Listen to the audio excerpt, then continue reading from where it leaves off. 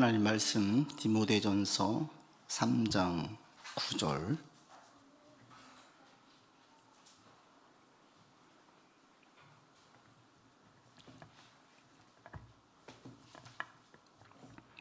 디모데전서 3장 9절 같이 봉독하겠습니다. 깨끗한 양심의 비밀을 가진 자라야 할지니. 16절 말씀을 오늘 함께 덧붙여서 가는데요. 16절 보시겠습니까? 같이 읽겠습니다. 크도다 경건의 비밀이여 그렇지 않다 하는 이 없도다. 그는 육신으로 나타난 바 되시고 영으로 의롭다 하심을 받으시고 선사들에게 보이시고 만국에서 전파되시고 세상에서 믿음 바 되시고 영광 가운데서 올려지셨느니라. 아멘. 세상의 모든 모임에는 그 모임의 목적이 있지요. 그 모임의 목적이 희미해지면 그 모임은 와해됩니다. 그리고 그 모임은 힘을 잃게 됩니다. 학교는 공부하는 곳이고 병원은 치료하는 곳이에요. 병원에 갔는데 요즘 병원이 너무 잘 돼 있고 거의 무슨 대기업 회사처럼 돼 있잖아요. 다양한 프로그램도 있습니다. 장기로 있는 분들에게는 다양한 프로그램도 있어서 여러 가지 것들을 거기에서 지루하지 않게도 해줍니다. 그리고 식사도 잘 나옵니다. 이런 것들이 아무리 잘 되어 있어도 환자가 낫지 않으면 그 병원은 좋은 병원이 아니에요. 모든 거기에 있는 의사분들, 간호사분들, 모든 분들의 관심은 이 환자분의 그 현재 상태가 얼마나 호전되었느냐 여기에 있지요. 오늘 기분이 어떠세요? 몸 상태는 어떠세요? 식사는 잘 하셨습니까? 의사와 친해지고 간호사와 친해져서 자기 속 얘기를 다 해도 병이 호전되지 않으면 그 병원은 좋은 병원이 아니에요. 병원에서의 모든 관심은 이 환자분이 얼마나 치료가 되어지고 있는지 여기에 초점이 있고 모든 대화의 관심은 여기에 있지요. 교회의 초점은 어디에 있을까요? 교회의 관심은 어디에 있을까요? 여러분들이 교회에 올 때마다 우리의 주된 관심이 어디에 있어야 할까요? 사실은 그동안 교회의 주된 관심들이 희미해지면서 많은 교회가 힘들고 어려워지고 성도들은 신앙이 약해졌어요. 그냥 오는 것 자체가 즐거웠던 거죠. 주된 목적들이 희미해지다 보니까 어떤 상태에 있는지 모르는 거예요. 늘 병원을 드나드는데 몸 상태가 호전되지 않아요. 그런데 자기는 좋대요. 왜? 거기 있는 의사분들, 간호사분들 프로그램들이 다양해가지고 다 좋대요. 막 다녀요. 그러다가 면역체계가 안 좋아지니까 힘들어질 때 그냥 주저앉고 몸이 약해졌어요. 그 병원은 절대 좋은 병원이 아니죠. 어찌 보면 한국 교회가 이런 모습이 있었기 때문에 오늘날 교회 가운데 많은 문제가 있는 것 아닌가 이런 생각을 하게 됩니다. 교회의 관심이 어디에 있어야 할까? 오늘 본문에서 정확하게 얘기해 주고 있습니다. 여러분 9절 보십시오. 같이 읽습니다. 깨끗한 양심에 믿음의 비밀을 가진 자야 할지다. 이 집사를 자격을 이야기할 때 어떤 사람이어야 되느냐? 믿음의 비밀을 가진 자여야 한다. 믿음의 비밀이라는 게 뭐냐? 쉽게 말하면 구원이에요. 구원받았는가? 하나님의 자녀가 됐는가? 교회 올 때마다 끊임없이 질문을 하고 끊임없이 내가 들어야 될 물음이 이런 부분이라는 겁니다. 병원에서는 서로 막 묻지요. 오늘 좀 어때요? 좋아졌습니까? 의사가 언제 퇴원한다 그래요? 언제쯤 다시 재활할 수 있다고 이야기합니까? 막 이야기를 해요. 교회 왔을 때에 교회의 주된 이야기들이 결국은 어디에 있어야 되냐면 여기에 있어야 된다는 겁니다. 당신의 영혼은 안녕합니까? 당신은 구원받았습니까? 당신은 하나님의 자녀입니까? 하나님께서 나의 기도를 들으시는 것을 확신합니까? 하나님의 보호하심과 지키심이 내게 있음을 확실합니까? 이거에 대한 질문을 받지 못하고 교회에 왔는데 돈 많이 버셨어요? 승진하셨어요? 연봉은 어떻게 되세요? 자녀는 잘 됐습니까? 직장은 잘 됐어요? 막 이런 이야기만 하다가 끝나버리면 정말 중요한 걸 놓친다는 거죠. 이런 얘기를 해요. 하지만 이런 것들은 정말 중요한 이야기를 하기 위한 전 단계에 불과하지 이게 중심사가 돼서는 안 된다는 겁니다. 좋은 집 사셨습니까? 축하드립니다. 축하할 수 있어요. 그러나 더 중요한 문제, 결국에는 이 문제로 가야 되는 거예요. 구원 받으셨습니까? 하나님의 자녀입니까? 하나님께서 나를 지켜주시고 보호하심을 확신 가운데 사십니까? 그런데 의외로 이런 질문들을 받지 못해요. 저도 돌이켜보면 한 번도 그런 질문을 교회 다닐 때에 받지 못했던 적이 있었어요. 고등학교 2학년 때 제가 이제 다녔던 학교가 미션스쿨 기독교 학교였습니다. 근데 한 번은 고등학교 2학년 얼마 안 돼서 우리 반 종교부장이 제게 말을 걸어요. 한 번도 본 적이 없는 친구인데 기독교 학교는 매일 예배를 드리고 한 번씩은 반에서 종교부장이 인도하고 또 일주일에 한 번씩은 전체 모여서 예배를 드립니다. 근데 종교부장이 와서 저에게 말을 거는 거예요. 대뜸 하는 말이 너는 어떤 은사를 받았어? 이러는 거예요. 얘가 왜 나한테 이런 거 물어보지? 그러니까 알고 보니까 이 전체 고등학교 전체의 종교부장이 제가 다니는 교회의 선배였어요. 그리고 제가 지금 그 교회 2학년 때 회장이 됐어요. 믿음이 좋아서 회장된 게 아니라 선배들이 예뻐해가지고 회장을 시켰어요. 근데 이 친구는 제가 믿음이 좋은 줄 알고 선배처럼 믿음이 좋은 줄 알고 와서 신앙적인 얘기를 꺼내는 거예요. 너 어떤 은사 받았어? 제가 그때 은사가 어떤 뜻인지를 몰랐어요. 그래가지고 말을 못했어요. 몇 가지 물어보는데 꿀먹은 벙어리가 되니까 바로 진단해가지고 하는 말이 너 구원을 받았니? 근데 구원에 대해서 질문을 한 번도 들어본 적이 없어요. 구원이라는 것을 내가 들어보기 많이 들어봤는데 정확하게 구원이 어떤 의미이고 나는 구원을 받았는지 안 받았는지 이런 거에 대한 물음 자체를 제가 던져본 적이 없는 거예요.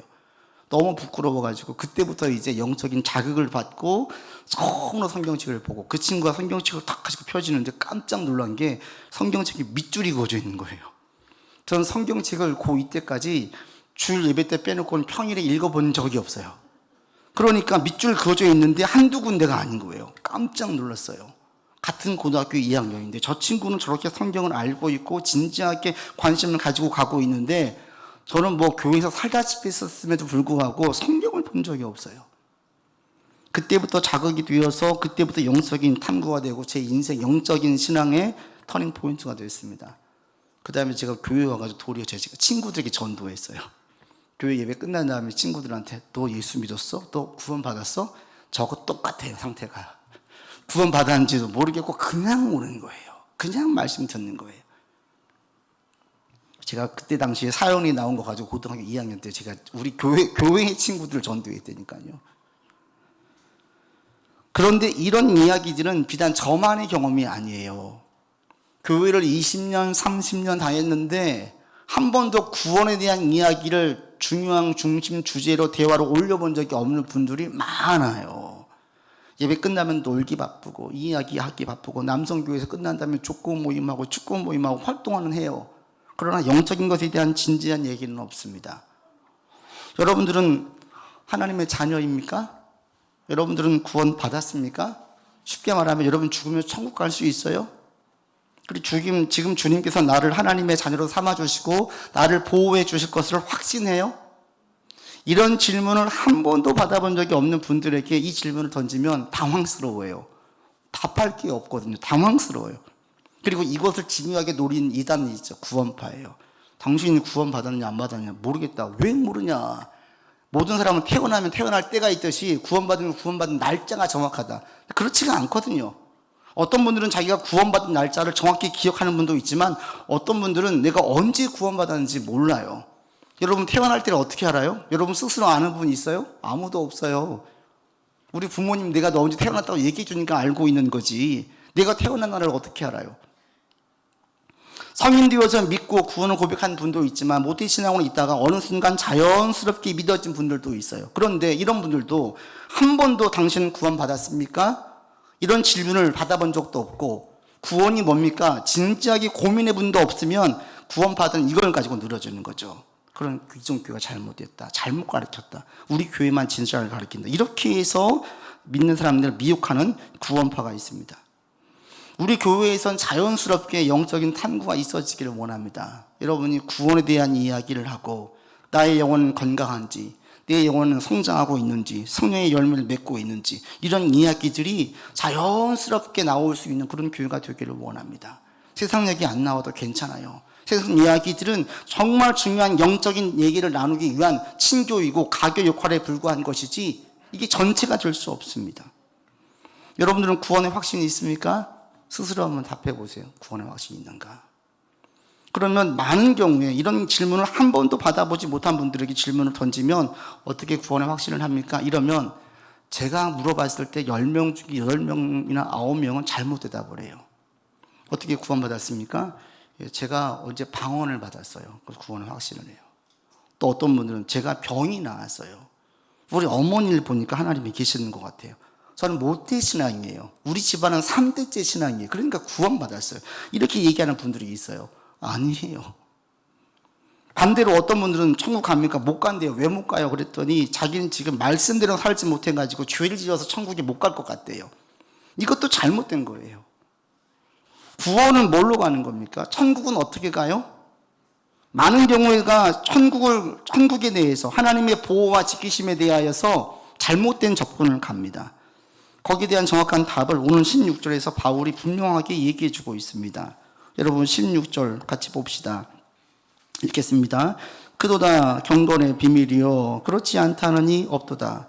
그는 육신으로 나타난 바 되시고 영으로 의롭다 하심을 받으시고 천사들에게 보이시고 만국에서 전파되시고 세상에서 믿음 바 되시고 영광 가운데서 올려지셨느니라. 오늘 본문은 이 16절은 경건의 비밀을 이야기하고 있지요. 9절에서는 믿음의 비밀을 이야기하고 있죠. 믿음의 비밀은 구원에 관한 거예요. 구원이 확장되어졌을 때는 경건의 비밀로 가요. 경건이라는 것은 구원받은 자들이 삶 전체가 깨끗해지는 걸 말해요. 즉 구원받은 자가 깨끗한 삶, 죄의 영향을 받지 않고 의의 영향을 받는 삶으로 확장되어져서 성장하고 성숙하고 성령의 열매를 맺는 삶, 이게 16절에 있는 경건의 비밀, 경건의 삶이에요. 즉 경건의 삶으로 가기 위한 전제가 9절에 있는 믿음의 비밀이고 구원의 확신을 가진 사람이 경건한 삶을 살 수 있게 됩니다. 경건의 삶이라는 것은 행위와 직결되어지잖아요. 그런데 16절 보십시오. 경건의 비밀, 죄를 짓지 않는 경건한 삶으로 살기 위한 것들이 뭐가 필요하다고 이야기합니까? 16절에 보시면 행위에 대해서는 한마디도 없어요. 경건의 비밀을 이루기 위해서 네가 몇 시간씩 기도해라. 네가 어떻게 착한 일을 많이 해라. 또 네가 어떠한 죄를 경계해라. 이런 얘기가 없어요. 오직 한 가지 얘기합니다. 뭐 얘기하고 있습니까? 그는 예수 그리스도에 대한 이야기만 해요. 구원의 비밀, 경건의 비밀, 구원받고 거룩해지고 성화의 삶을 살게 되는데 정말 필요한 것은 딱 한 가지예요. 오직 예수 그리스도를 믿는 믿음이에요. 구원은 뭘로 받습니까? 믿음으로 받는 거예요. 저는 방언했는데요. 은사 받았는데요. 음성 들었는데요. 저는 착한 일을 많이 했는데 교회 봉사 열심히 하고 있는데요. 이건 전부 다 믿음에 대해서 구원에 대한 바른 정답이 아니에요. 구원은 이걸 전부 다 뭘로 접근하냐면 많은 분들이 행위로 접근을 해요. 내가 교회 봉사 많이 하고 교회에서 일 열심히 많이 하고 지금 하나님 보시기에 옳게 살고 죄를 안 지으면 나는 구원받았어 확신을 해요. 그러다가 언제 이 확신이 떨어지냐면 봉사 안 할 때 자기가 보기에도 참 자기가 너무나 비참해. 이런 죄를 지은 자신에 대해서 큰 죄책감을 느끼면서 난 아직 구원받지 못해서 이렇게 생각하시는 분들 전부 다 이것은 무엇으로 연결짓냐면 구원을 행위로 연결짓는 겁니다. 구원은 행위로 받는 것이 아니라 믿음으로 받는 거예요. 오직 믿음, 다른 거 없습니다. 제가 지금 어제까지 제가 살인자였었는데 지금 예수 믿으면 구원 받습니까? 구원 받아요.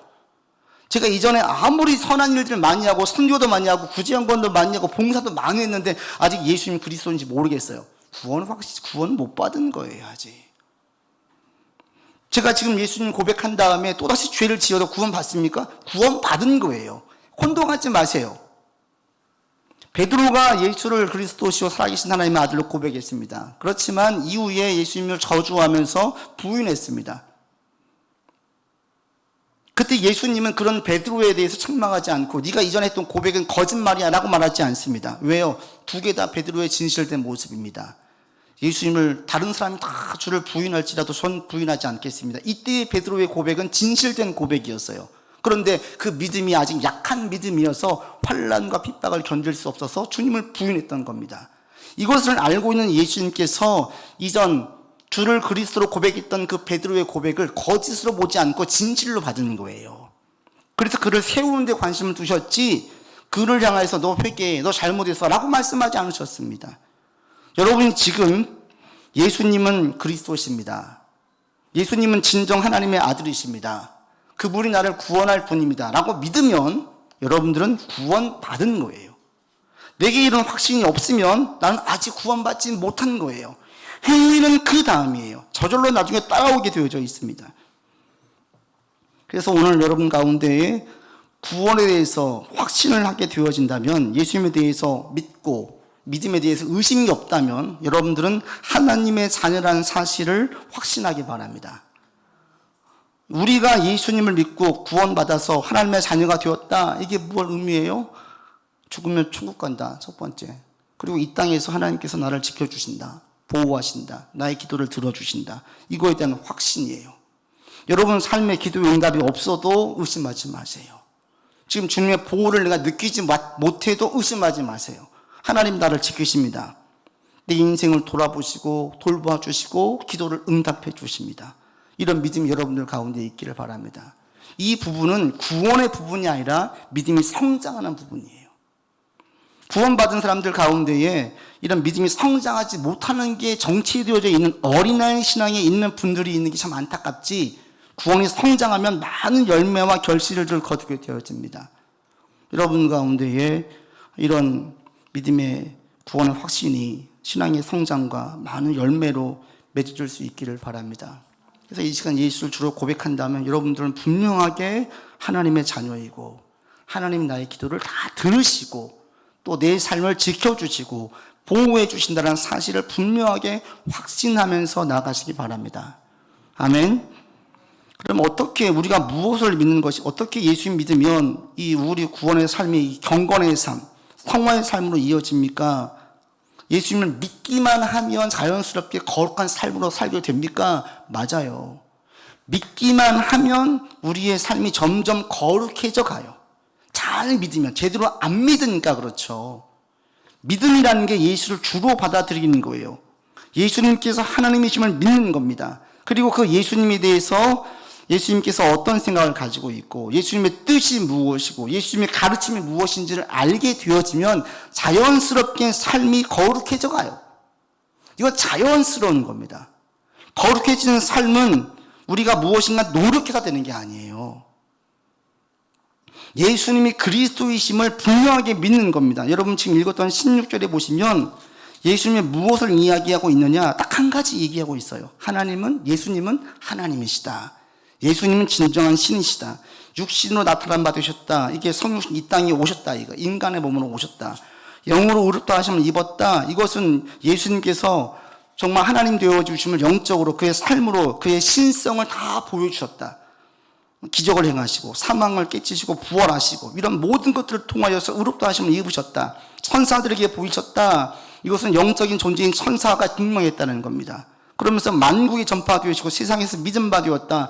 모든 자들에게 가운데 가장 높은 이름이 되었다는 겁니다. 영광 가운데 올리셨다. 이 세상의 모든 총치, 가장 큰 권위와 권세가 예수님에게 있음을 인정하고 증거하는 거예요. 즉 쉽게 말하면 예수님이 하나님 되심을 믿는 거예요. 예수님께서 어떤 인간들과 비교할 수 없을 정도로 가장 위대하신 분임을 내가 믿는 거예요.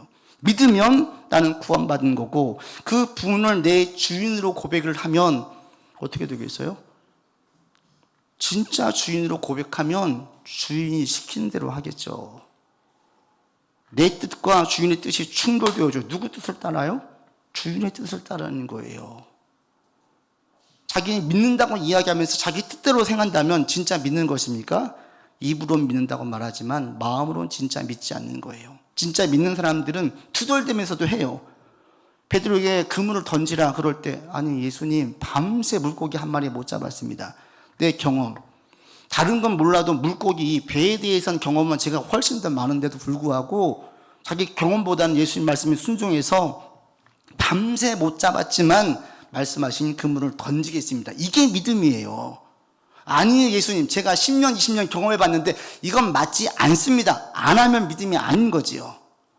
제가 볼 때는 말도 안 되는데 하라고 하시니 그냥 하겠습니다. 이게 믿음이에요. 그리고 던졌어요. 그랬더니 물고기가 엄청나게 잡힌 거죠. 여러분에게 진정한 믿음이라는 것은 예수를 주로 고백한다는 믿음은 입술의 고백이 아니에요. 마음의 고백이에요. 중심에서 고백하면 이 마음의 고백이 삶으로 자연스럽게 이어지게 되어져 있습니다. 여러분 가운데 예수님의 주 되심을 고백하시길 바랍니다. 그리고 예수님이 얼마나 위대하고 크신 분인지를 알면 자연스럽게 거룩한 삶, 능력 있는 삶으로 살게 되어져요.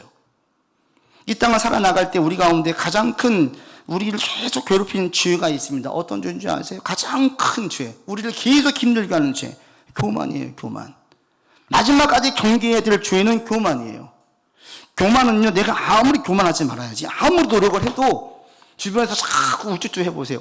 당신 최고예요, 최고예요, 최고예요. 막 상황도 계속 풀려보세요. 그러면 내가 아무리 교만해지지 않으려고 해도 저절로 교만해져요. 이 인간이 그래요. 가는 곳마다 늘 대접받아 보세요. 늘 겸손하려고 하죠. 밤마다 스스로 반성문을 쓰면서 내가 겸손해야지, 겸손해야 늘 해보세요. 주변에서 자꾸 저보다 나를 높여줘요. 그러면 나도 모르게 교만해져 있어요. 그러면 어떻게 하면 겸손해져요? 최고의 방법은 예수님의 주되심을 계속 확인하는 거예요. 최고의 스타가 사람들 앞에서 거들먹거릴 수 있는데 절대 거들먹거리지 못하는 곳이 있습니다. 어디냐면 자기가 레전드로 인정하는 스타, 과거의 스타를 만나면 저절로 겸손해져요. 지금의 스타가 과거에 존경하는 레전드로 인정하는 누군가를 만날 때에는 저절로 겸손해져요. 그분이 얼마나 위대한 업적을 이루었는지, 이 업적을 이루는 것이 얼마나 힘들고 어려운지를 알면 그 스타, 과거의 스타 앞에서 자신은 저절로 겸손해져요. 겸손해야지 할 필요가 없어요. 그분이 어떤 분인지, 얼마나 위대한 분인지를 알면 저절로 겸손이 와요. 예수님께서 얼마나 위대한 분인지, 얼마나 크신 분인지를 알게 되어지면 저절로 겸손해져요. 겸손은 그리스도인이 힘쓸 노력할 게 아니라, 겸손은 예수님과 깊고 친밀한 관계를 맺으면 저절로 따라오는 거예요. 그러니까 믿음의 사람들이 겸손해진다, 이것은 예수님과 깊고 친밀한 관계를 맺고 있다는 증표이고, 저 사람 지금 교만해지고 있어, 이 얘기는 예수님과 관계가 지금 소원해지고 있어, 이 말이에요. 예수님이 얼마나 크고 얼마나 위대한지 알고, 반대로 인간이 얼마나 연약한 존재인지를 깨달아지면 인간은 깨지기 쉬운 질그릇과 같은 존재예요. 이걸 뼈저리게 느끼면 느낄수록 저절로 겸손해집니다. 여러분 보세요. 여러분 겸손하세요? 교만하세요? 겸손한 척이 아니라 진정 겸손한 자들 되기를 바랍니다. 겸손은 노력하지 마세요. 노력으로 되는 게 아니에요. 겸손은 예수님의 크심을 내가 알고 인간의 한계와 연약함을 깨달아지면 저절로 따라오게 되어져 있습니다. 이게 성화의 삶이죠. 다른 모든 영역도 마찬가지입니다. 따뜻한 화롯가에 가면 저절로 몸이 따뜻해져요. 사랑을 많이 받은 사람들이 사랑을 베풀어요. 그리스도와 깊고 친밀한 관계를 맺으면서 하나님이 어떤 분이신지, 예수님께 받은 사랑을 많이 헤아리면 헤아릴수록 이게 자연스럽게 흘러나오는 거예요. 이게 이제 능력 있는 삶이 되는 것입니다. 여러분이 힘쓸 게 뭐냐? 예수님과 매우 친하게 지내는 거예요. 친하게 지내기 위해서 말씀 보고 기도하고 주의 도움을 구하고 예수님의 뜻이 무엇인지를 알기 위해서 성경을 보는 것입니다. 내 뜻이 중요한 게 아니라 예수님의 뜻을 알아야 되지요. 근데 그 말씀이 성경에 다 기록되어져 있어요. 성경에 보면 하나님께서 어떻게 말씀하시고 어떻게 살기를 원하시는지가 너무 잘 나와 있어요. 그래서 성경을 보는 거예요. 성경을 통해서 하나님의 뜻을 알게 되어져요. 하나님의 생각을 알게 되어져요. 하나님의 가르침을 받게 되어져요. 그러면 그 삶은 저절로 경건해져 가요. 여러분의 삶이 주님 안에서 깊고 친밀한 관계를 맺을 수 있기를 바랍니다. 예수님께서 여러분을 구주 되십니까? 예수님을 신으로 고백합니까? 여러분이 만약에 예수님 하나님으로 고백한다면 이거 얼마나 위대한 일인 줄 아세요? 똑같은 환경 가운데에서 있는 사람에게 똑같이 복음을 증거했는데 어떤 사람은 절대 안 믿어요. 어떤 사람은 그냥 받아들여요. 이게 너무 신기해요. 같은 교육을 받았어요. 그럼에도 불구하고 같이 복음을 증거했는데 한 사람은 믿고 한 사람은 안 믿어요. 이 믿어지는 게 그냥 안 돼요. 이성으로는 예수님께서 처녀의 몸에서 나시고 죽으셨다 부활하신 것을 어떻게 믿을 수가 있습니까? 이건 이성의 영역이 아니에요. 신앙의 영역은 이성의 영역을 뛰어넘는 영역입니다. 근데 이것을 그냥 받아들이는 분이 있고 받아들이지 못하는 분이 있어요. 여러분이 지금 예수님을 그리스도로 하나님으로 믿고 부활하심을 믿는 것을 확실하게 고백한다면 이 믿음은 어마어마한 믿음입니다. 이거 그냥 되는 게 아닙니다. 어떤 분은 그렇게 믿으려고 해도 안 믿어지는 분이 있어요. 그리고 어떤 분은 그렇게 안 믿어졌는데 어느 날 저절로 믿어지는 경우도 있어요. 제가 예전에 그 C.S. 루이스의 책을 읽다가 너무너무 재미있게 읽었던 부분이 있는데, 이분이 오랫동안 영적인 탐구를 했었어요. 그래서 그분이 내린 결론은 불가지론자였어요. 신이 있는지 없는지 모르겠다. 이분의 결론이었어요. 그러면서도 영적인 사색을 계속해서 알고 있는 목사님에게 계속 편지를 주고받으면서 영적인 질문을 던지고 주고받았어요. 하루는 친구를 만나러 버스를 타고 가는데, 버스를 타서 버스를 딱 내리는 순간 예수님이 구주로 믿어지더래요. 그냥 저절로 믿어지더래요. 예배드리다 믿은 것도 아니고, 금식하다 믿은 것도 아니고, 뭔가 봉사하다 믿은 것도 아니라 친구 만나려고 버스를 탔는데 버스에 내리는 순간 믿어지더래요. 그전엔 도저히 머리로서 믿어지지 않는 것들이 그냥 자연스럽게 마음으로 믿어지더래요. 이 구원은 신비로운 영역입니다. 여러분이 믿는다는 것은 이게 얼마나 큰 은혜를 받는 것인지 아십니까? 저는 의심이 안 되는데 어떻게 이게 의심이 안 돼요? 이성적으로는 말이 됩니까? 말이 안 돼요. 근데 그냥 믿어져요. 여러분이 예수를 그리스도로 믿어진다면 이건 큰 은혜를 받은 분이에요. 여러분 은혜 받은 거예요. 그리고 이런 여러분이라면 하나님이 여러분의 아버지 되시고 여러분을 지켜주시고 보호하시고 우리의 기도를 들어주십니다. 이것을 확신하시기 바랍니다. 지금처럼 힘들고 어려운 시기 때 더욱더 필요한 게 하나님의 보호에 대한 확신인 것 같습니다. 주님께서 나의 기도를 들으십니다. 다 쌓아주십니다. 요한계시록을 보면 성도들의 눈물의 기도를 다 대접해 받아주신대요. 이게 버리지 않아요. 다 쌓여 있어요. 그리고 어느 날 하나님의 그 역사가 눈에 보일 때가 옵니다. 그리고 주님의 눈에 보일 때까지의 그 기간은 은밀한 가운데 역사하시고 우리 눈에 안 보여요. 눈에 안 보이지만 계속 역사가 일어나고 있어요. 그러다 어느 날 확 눈에 보이죠. 우리 꽃을 키울 때 보면 그걸 느끼지 않습니까? 어느 날 꽃이 한순간 확 펴져 있어요. 이게 언제 필까 안 필 것 같은데 어느 순간 확 펴져요. 아버지의 역사가 이런 식으로 일어납니다. 어느 순간 눈에 보이잖아요. 아무리 기도해도 늘 똑같아. 늘 그대로인 것 같아. 그런데 어느 날 밑에서 계속 움직이고 있다 어느 날 확 눈에 보일 때가 있어요. 여러분 가운데 이런 은혜가 있기를 바랍니다. 예수를 주로 고백하신 여러분 구원받은 자녀이고 하나님은 나의 기도를 들으시고 그 기도가 응답될 때가 분명히 오게 할 것입니다. 이 믿음으로 온 시간 나갈 수 있기를 바랍니다. 예수님이 하나님이십니다. 예수님은 동정녀 마리아에게서 태어나셨고 십자가에서 죽으셨고 부활하셨고 승천하셨고 분명히 다시 오실 것입니다. 이것을 내가 믿으면 나는 하나님의 자녀입니다. 이 믿음 가운데 사시고 주님의 보호함 가운데 한 주를 사시고 정말 주님께서 나를 사랑하시는군요. 나와 함께 하시는군요. 이런 고백들이 계속 되어지는 여러분의 삶이 되기를 바랍니다. 기도합시다.